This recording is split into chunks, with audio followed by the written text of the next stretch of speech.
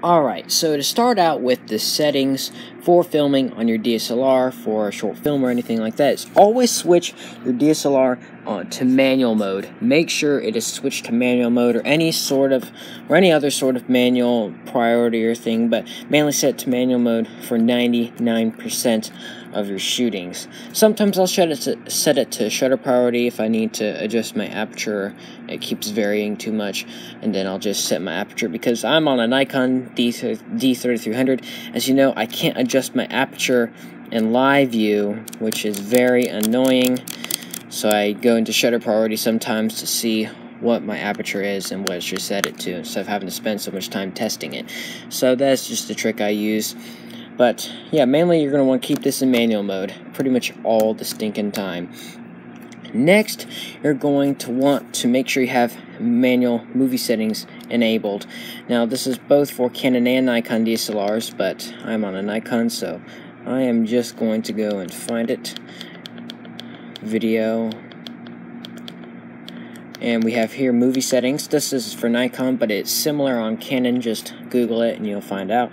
So as you can see, everything right here, but you're going to want to have manual movie settings on, or having all your manual movie settings will not be possible. Next, we're going to adjust our resolution and frame rate. Put this to 1080p at 24 frames per second if that wasn't obvious enough already, because 24 frames per second is the universal frame rate for filmmaking. Also, set your focus to manual mode. You're going to want to have manual focus so you can adjust your focus accordingly, especially on a lower end entry-level DSLR like this one that has really noisy autofocus. White balance, you're also going to want to adjust that. White balance, you do have some presets that are actually pretty useful. I have a preset right here that looks pretty horrible. This is for, I have a preset for outside. This is for outside, but I would have put this to incandescent. That seems to work the best.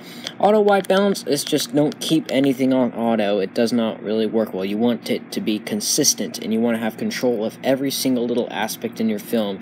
It will be essential to getting a good picture at the end. So with all this all done, let's look at the mode dial down here. Keep your shutter speed to about 1/50th of a second if you're filming at 1080p at 24 frames per second. You want it about double so you can get the good amount of motion blur with it not being too... You want the motion blur to be good. There are technical reasons to do this. You want the decent amount of motion blur, yet not too much or not too little. So about double. If I'm filming at 30 frames per second, you want it to 1/60th. And if you're filming at 60 frames per second, you're going to want to put it at 125. It just basically double. So we're going to set to 1/50th right here. Your aperture, remember, the wider the aperture, the shallower depth of field you're going to get. I'm using the 3.5 to 5.6 18 to 55 kit lens, Nikon DX sensor, all that kind of stuff on my DSLR. So I'm keeping it at 3.5. That is the widest. And obviously you're going to have to adjust it in if you're filming outside, but you need to keep it open if you're going to get a much more shallower depth of field, obviously, but you can get ND filters for that, so not too hard. And I usually just adjust mine in. I don't really have an ND filter, so I just put my in and it's fine.